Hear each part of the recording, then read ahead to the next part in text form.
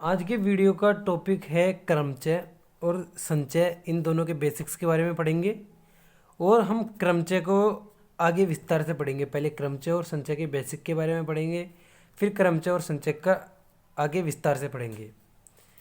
तो क्रमचय क्रमचय को इंग्लिश में बोलते हैं परम्यूटेशन। इसे हम लिखते हैं एन ऊपर पी नी आर और उसके इक्वल फार्मूला होता है n factorial divided by n minus r factorial. एक ये फार्मूला आपको इस प्रश्नावली में याद होना चाहिए, पहली इंपॉर्टेंट चीज़ आपके लिए इस प्रश्नावली में। ठीक है, दूसरा होता है हमारे पास संचय, जिसे बोलते हैं combination n C r and it is equal to n factorial divided by n minus r factorial multiply by r factorial. ठीक है, तो ये वाला फॉर्मूला भी आपको याद होना चाहिए।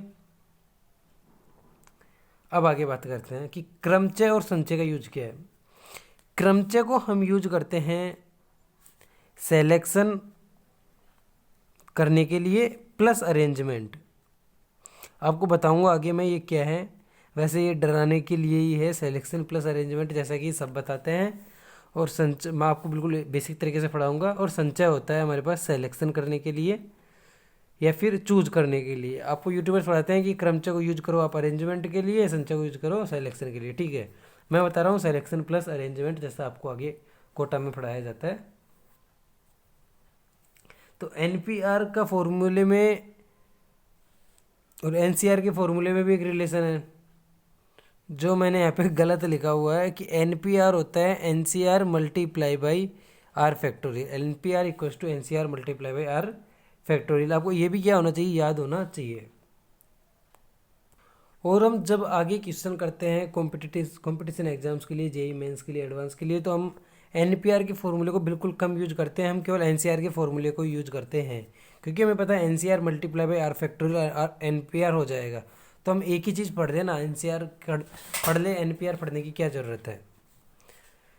तो एनपीआर की बेसिक डेफिनेशन क्या होती है कि देखो सुनना ढंग से, कि एन विभिन्न वस्तुओं में से आर वस्तुओं को अरेंज करने के तरीके, जबकि वस्तुओं की पुनरावृत्ति नहीं होती है। ठीक है, ये आपकी बुक में लिखी हुई है। एग्जाम्पल से बताता हूँ कि आपके पास रोज शब्द है। इस वीडियो को पूरा देखना। इस वीडियो में मैं आपको एक ऐसी चीज़ बताऊंगा जिससे आप क्रमचय और संचय में डिफरेंस कर सकेंगे, वह बहुत इंपॉर्टेंट है। तो देखो रोज शब्द है, इसके अंदर कितने अक्षर हैं, यहाँ पर 4 लेटर्स है, आर ओ एस एंड ई। अब हमें रोज शब्द में 4 लेटर्स है, हमें 3 लेटर्स को लेकर शब्द बनाने हैं। मैं इसको इस तरीके से समझ सकता हूँ कि 4 विभिन्न वस्तुएं, उनमें से 3 वस्तुओं को यूज करते हुए मुझे क्या बनाने हैं, वर्ड्स बनाने हैं, शब्द बनाने हैं, 3 विभिन्न अक्षरों को यूज करते हुए। तो उससे बनने वाले अक्षरों की संख्या होगी हमारे पास 4p3। ठीक है, 3 अक्षरों के बनने वाले शब्द। और 4 factorial divided by 4 minus 3 equals to 24 आता है आंसर इसका। जैसे कि एनपीआर की डेफिनेशन होती है एन विभिन्न वस्तुओं में से आर वस्तुओं से बनने वाले क्रमचयों की संख्या, जबकि वस्तुओं की पुनरावृत्ति की अनुमति नहीं है। ठीक है, ये याद रख लेना बस। फिर होता है आपके पास अगर 2 शब्द लेंगे तो 4p2 लिख सकते हैं, और अगर आपको चारों के चारों शब्द अक्षर ले रहे हैं एक साथ, तो 4pr 4r लेटर्स के लिए 4 फैक्टोरियल इक्वल्स टू 24। ठीक है, ये एनपीआर का फॉर्मूला है। सेकंड इंपॉर्टेंट पॉइंट है कि आपके पास एन विभिन्न वस्तुएं हैं, आर वस्तुओं को आपको क्रमचय बनाना है। और अब हम यहाँ पर क्या कर सकते हैं, पुनरावृत्ति अलाउड है, तो उससे बनने वाले क्रमचयों की संख्या होती है आपके पास एन की घात आर। यही क्वेश्चन मैं आपको मेरे बॉक्स के तरीके से करके बताऊंगा। वो बॉक्स बोतल मैंने आपको पिछले वीडियोज में पढ़ाया था, अगर वो नहीं देखा है ना उसे ज़रूर देखिए। उसके साथ साथ मैंने आपको फंडामेंटल थ्योरम्स पढ़ाई थी 2, मल्टीप्लिकेशन और एडिशन, योग एवं गुणन के आधारभूत सिद्धांत पढ़ाए थे। उन्हीं को यूज करते हैं हम क्रमचय और संचय आगे यूज करेंगे। तो उन वीडियोज़ को आप ज़रूर देख लेना। यहाँ पर हम देख रहे हैं कि रोज शब्द है, उससे हम क्या बना रहे हैं, वही शब्द बनाने हैं 4 अक्षरों को लेते हुए। तो हमारे पास कितने वो बनेंगे, एन की घात आर भी 4 एन भी 4। अब आपको डाउट होगा कि एन क्या है आर क्या है। तो जैसे कि हमने पहले के बुक्स वीडियो में पढ़ा था कि एन क्या होता है नंबर ऑफ ऑप्शंस, आर क्या होती है नंबर ऑफ बॉक्सेज, कितने बॉक्स बनाने हैं हमें, कितने वो बनाने हैं बॉक्स, उससे हम बोलेंगे आर। तो यहाँ पे आर की वैल्यू अगर हमारे पास 4 अक्षरों के शब्द बनाने हैं तो हमें 4 अक्षर डालने हैं, 1 2 3 और 4। तो हमें 4 बॉक्स बने तो आर की वैल्यू 4, एन की वैल्यू उसने गिवन है 4। अगर हमें 3 अक्षरों का शब्द बनाना है तो आर की वैल्यू कितनी होगी 3। तो यहाँ मैंने यहाँ पे एग्जाम्पल में लिया है कि रोज शब्द के अक्षरों से बनने वाले 3 अक्षर के शब्दों की संख्या, जबकि आप रोज शब्द के अक्षर की पुनरावृत्ति कर सकते हैं n की घात r, 4 की घात 3, 4 चौक 16 चौक 64। तीसरा पॉइंट इंपॉर्टेंट है कि n विभिन्न वस्तुओं में से बनने वाले क्रमचों की संख्या पूछ रहा है n विभिन्न वस्तुओं से, कब? सभी वस्तुओं को लेते हुए। पहला पॉइंट कब? सभी वस्तुओं को लेकर। सेकंड पॉइंट, उनमें p वस्तुएं एक प्रकार की है, तो वो होता है आपके पास n factorial divided by p factorial. याद रखना सिंपल। जैसे कि रूट शब्द से बनने वाले सभी अक्षरों को लेकर बनने वाले क्या शब्दों की संख्या। अब यहाँ पर आप बोलोगे कि विभिन्न वस्तुएं, यार ये विभिन्न तो हो ही नहीं सकती ना। अगर मैंने यहाँ पे p वस्तुएं ले ली तो विभिन्न कैसे होगी? p वस्तुएं अगर समान प्रकार की है तो सभी तो वस्तुएं विभिन्न नहीं होगी। तो अब हमारे पास अगर वस्तुएं समान टाइप की है तो हमें ये 2 फॉर्मूले यूज करने हैं। अगर वस्तुएं समान टाइप की नहीं है तो हमें a और b पॉइंट यूज करने हैं। अगर वस्तुओं में समान टाइप की वस्तुएं भी है तो हमें c और d तरीके के फॉर्मूले यूज करने हैं।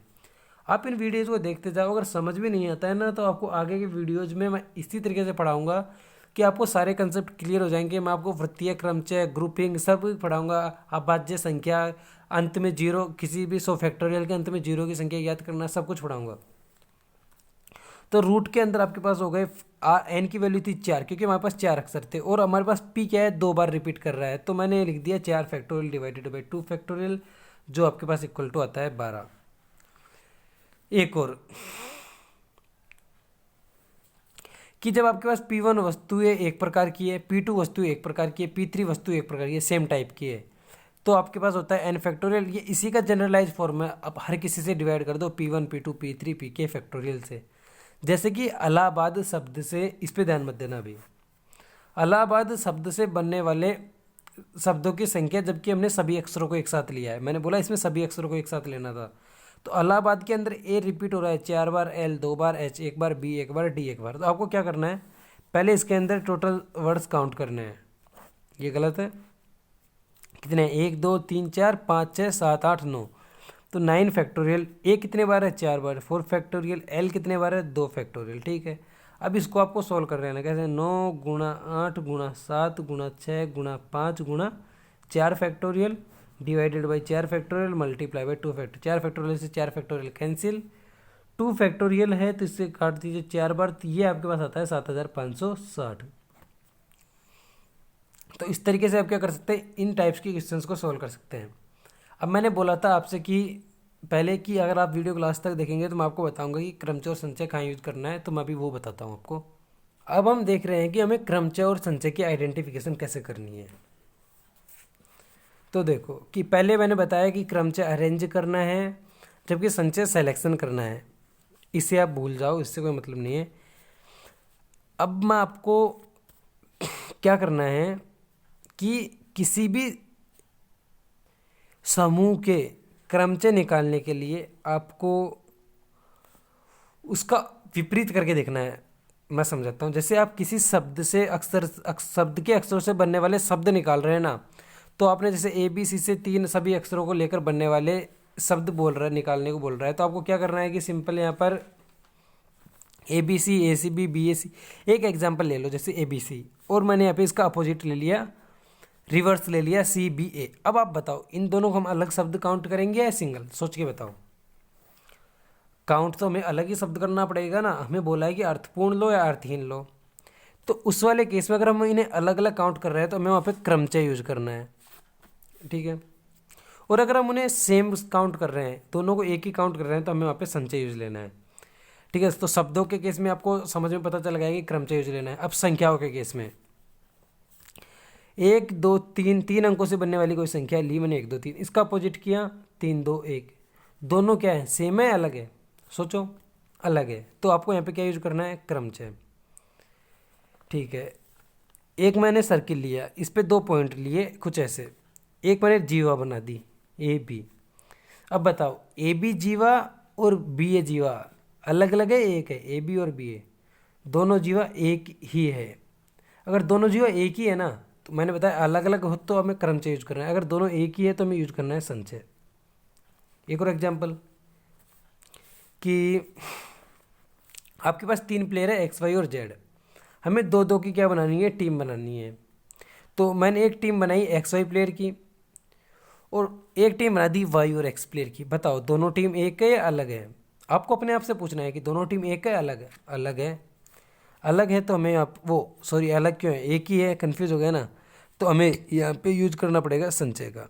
एक और एग्जांपल, अब पास 12 पीपल है, आपस में क्या कर रहे हैं, हैंडशेक कर रहे हैं। कितने हैंडशेक हो गए, आपसे ऐसे पूछेगा कि हैंडशेक मतलब हाथ मिला रहे हैं तो टोटल कितने कितने बार हाथ मिलाए गए। अब ये बताओ ए और बी हाथ मिलाए या बी और ए हाथ मिलाए, बात तो बराबर ही है। तो इसका मतलब क्या हुआ कि हमें कितने वो हुए, अलग हुए या फिर एक हुआ, एक ही हुआ। तो हमें क्या यूज करना है, संचय। अब एक केस में आपको ये बताता हूँ कि अगर आपको कहीं पे एक ही चीज़ का चूज करना है, मतलब एक ही चीज़ देखनी है, एक ही संख्या बनानी है, जैसे कि 9 व्यक्तियों में से आपको एक व्यक्ति चुनना है, तो आप एक व्यक्ति चुनेंगे। अब उसका अपोजिट कैसे करेंगे व्यक्ति का, बताओ। अगर आप एक ही व्यक्ति चुनेंगे तो आपको मैंने पहले बताया था कि NPR होता है NCR multiply by R factorial. और R की वैल्यू अगर आपके पास एक है ना, तो उस वाले केस में NPR और NCR क्या होंगे, आपस में बराबर होंगे। तो ये भी क्या रखना है, आपको ध्यान रखना है। जो यहाँ पे लिखा है NPR क्या होगा, बड़ा होगा, NPR equal to NCR multiply by R factorial. और NPR की वैल्यू आप निकाल सकते हैं 3P2 3C2 मल्टीप्लाई बाई 2 और 3 factorial divided by 3 minus 2 factorial. मैंने पहले रोज का एग्जाम्पल लिया था बॉक्स मेथड के साथ कि रोज शब्द से बनने वाले, रोज शब्द के अक्षरों से बनने वाले शब्दों की संख्या सभी अक्षरों को एक साथ लेते हुए पुनरावृत्ति की अनुमति नहीं है। तो मैंने बोल दिया था कि ये तो हमारे पास उसी की मेन डेफिनेशन है क्रमचय की, 4P4 लगा तो 4 फैक्टोरियल आंसर आ गया था। हमारे बॉक्स मेथड से हमने कैसे किया था, वैसे ही आपके NCERT का एग्जाम्पल नंबर 1 है। अगर आपने हमारे वीडियो देखे हैं तो आपने इसको तो पहले एग्जाम्पल को सबसे पहले सोल्व किया होगा बुक में। तो हमने बोला कि आर हमारे पास यहाँ पे कोई अक्षर चूज करना है, आर हो, ए ओ, एस या ई। तो यहाँ पे कोई भी अक्षर 4 तरीके से आ सकता है। फिर हम यहाँ पे 3 तरीके से फिल कर सकते हैं, यहाँ पे 2 तरीके से, यहाँ पे 1 तरीके से। फिर मैंने गुणन का आधार वो सिद्धांत के आधार पर बताया था कि इसे हम यूज़ करेंगे, मल्टीप्लाई कर देंगे तो हमारे पास 24 आ गया। वैसे ही जब हमारे पास वस्तुओं की अनुमति नहीं होती है तो हम यहाँ पर 4 4 4 4 वापस ले सकते हैं। तो 4 की घात 4 वापस आ गया था, n की घात r था जो आपके पास आ गया था। और ये समान वस्तुओं वाले कंसेप्ट में मैंने आपको बता दिया था n factorial divided by P1 factorial, P2 factorial, P3 factorial. और इसी को आप बॉक्स मेथड से करेंगे तो आपके पास भी आ जाएगा, 12 भी आएगा। कैसे, आपने पहले r को फिक्स कर लीजिए, ROT था, अब आपके पास r फिक्स हो गया, OT में से आपने बचे 2 ऑप्शन। अब आपका सेकंड O है, वापस 2 ऑप्शन, 3 दूनी 6 दूनी 12। और एग्जाम्पल्स हम आगे के वीडियोज़ में देखेंगे। वीडियो 13 मिनट का हो चुका है अब तक की। तो अगर वीडियो पसंद आया तो वीडियो को लाइक करें और चैनल को सब्सक्राइब कर दो। Thank you.